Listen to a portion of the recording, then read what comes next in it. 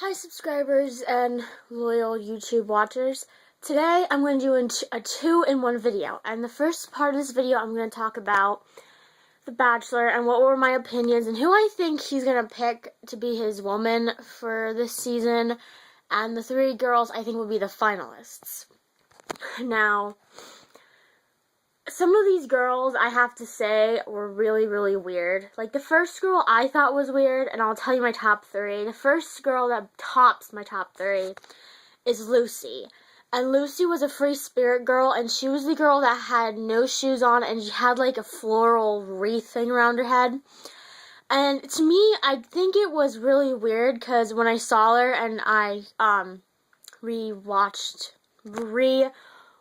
that episode, I was like, okay, she reminds me of one person, and this one person I think fits her really good, and that person is the Luna Lovegood from Harry Potter. She was like the blonde girl who was really weird, and that's who she reminds me of. And I told my mom, like, oh my god, like, I think that's who she reminds me of, and she laughed, and I'm like, it's true though, she seriously reminds me of that girl. No matter how you look at it, she just does. I don't know if it's like that for anybody else, but it is. So the second girl was I think her name was Lauren, and she was the mineral coordinator, and she was the one who was in an engagement, and then her fiance called off the wedding and stuff. And for me, I'm like, I knew that he wasn't going to pick her anyhow, because I'm like, she just got out of that relationship like a few weeks or a month ago. And she was like the one that was like crying hysterically because she didn't get one-on-one time with Juan. And I was like, I don't think he's going to pick you anyhow, because I don't think he thought that she was ready to be in a relationship just yet, because she never got over the engagement fiasco she was already in. And then the other girl, I think her name was Amy, and she was the massage therapist girl. Oh my god, she was so weird. Like, when I saw, like, in the beginning, before Juan even met her, when she was on top of that guy on her massage table, I seriously thought she was, like, having sex with herself. Like, seriously, I did, because nobody is into that job. Nobody should be into your job that good. So I don't know if it's because she got sexual stuff taken out of that job, I don't know, but I would not want to go to her, and I can understand why nobody wanted to get a massage by her at all. And I don't think, no, she didn't get picked at all, because she just was weird and awkward. So, my top three picks for the people that he might take to the finale are Nikki. She was the pediatric nurse. And I like her because, like, she was funny, and when he met her, it was, like, kind of like an instant connection, and she stood out more than most of the other girls that he picked. The second girl was, the nanny. Now, I think her name was Allie. Yeah, Allie. I like the nanny girl because she works with children, probably a lot because she's a nanny, so I think that he would pick her because she could get along with his daughter a lot, because she'd have experience in working with kids, and she would probably make a good mom. I mean, not just because she's a nanny, but that's one of the reasons why I pick her. I don't know why. Like, I just think that she's like the underdog in the competition. I feel like, and if it was like the top three, it would come down to her and somebody else, and like he'd pick her because she was like the underdog. And my third choice was Claire, and Claire was the one that showed up pregnant, but it wasn't real. And I think he'd pick her because she stood out a lot. I think she got the first rose, so of course he remembered her first impression, and I thought that was really funny what she did.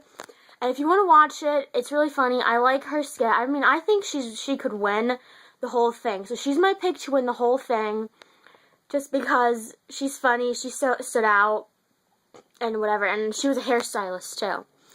The one awkward moment of the show for me wasn't the last part where he was handing out roses, but it was the opera singer girl. I don't remember her name, but when he gave the first impression rose to her, you could tell that it was like this awkward moment, and she even said she didn't get an instant connection towards him. So my thoughts were like, if you didn't like him, why did you stay around? And the other thing is, if she didn't like him or didn't have any instant connections with him, why didn't she just say no and then blurt out her feelings? Because I'm like, if she seriously stayed, don't you think that, like, eventually she'd get out and she'd be like, whatever, even though she doesn't love him? Like, what if he picked her in the end and she told him that he didn't like her, she didn't like him or anything? That's my opinion. Is like, she should have gotten out. She should have just kicked herself out. I mean, seriously, she was not impressed at all by that whole thing. So the other part of this video is that today I was supposed to go back to college, but I didn't. So it snowed really, really bad here. So instead I'm going to go back tomorrow. So my tips to pack if you're going to be in the spring semester is that you don't want to overpack. I mean, you don't want to overpack a lot of stuff. It's not like you're going on, like, vacation for, like, 3 months. You don't have to overpack and bring, like, 5 different suitcases of luggage with you. And the other thing is you don't want to pack stuff you know you're not going to need. Like, don't pack, like, knickknacks unless you have room for it in your dorm room, because you do not want that. My rule is that, like, take the essentials you need back, because of course you're going to be coming back eventually, so don't worry about it. The other thing is that you want to bring something from your home, because if you get homesick, you want to really bring stuff that will make you feel better about yourself. Like, it could be like a comforter, it could be like pictures of your family, your friends, whatever.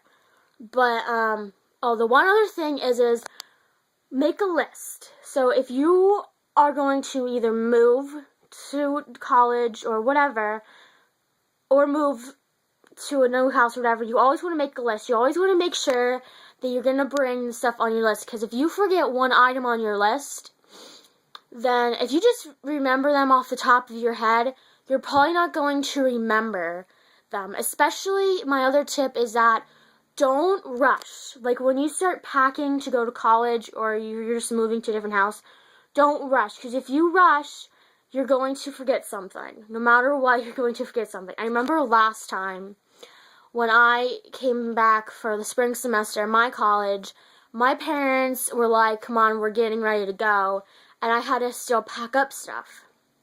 And for me, what happened was I forgot my toothbrush, and I forgot my brush, like my hairbrush, and I was so mad, and I got so mad at them. I'm like, you had to rush me, and I forgot those 2 things. So that's why you cannot rush.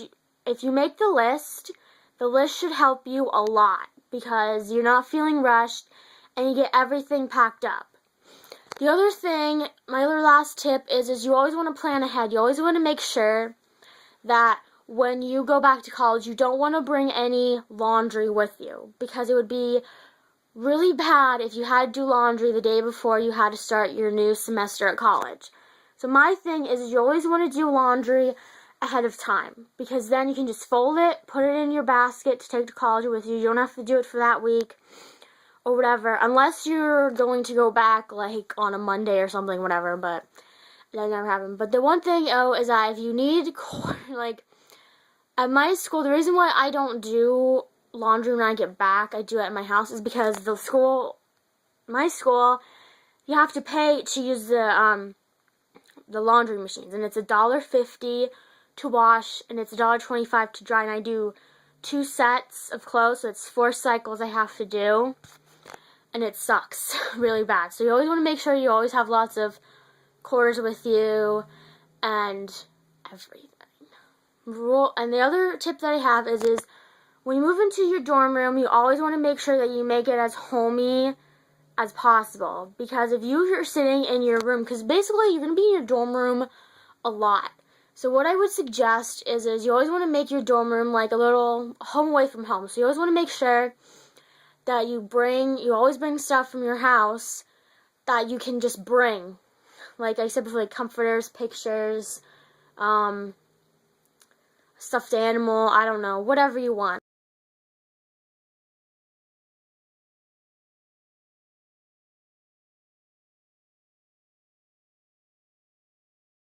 your room a lot. And plus, with Valentine's Day coming up, you could decorate your room in like reds and pinks and everything.